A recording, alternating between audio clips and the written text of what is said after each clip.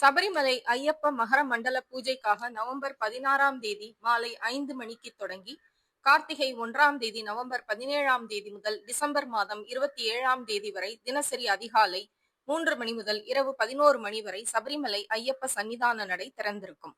மகர மண்டல பூஜைக்காக தினசரி 90,000 பக்தர்களுக்கு ஆன்லைன் மூலமாக அனுமதி. இதில் 70,000 பக்தர்களுக்கு ஆன்லைன் மூலமாகவும் 20,000 பக்தர்களுக்கு ஸ்பாட் புக்கிங் முறையிலும் அனுமதிக்கப்படுவார்கள்.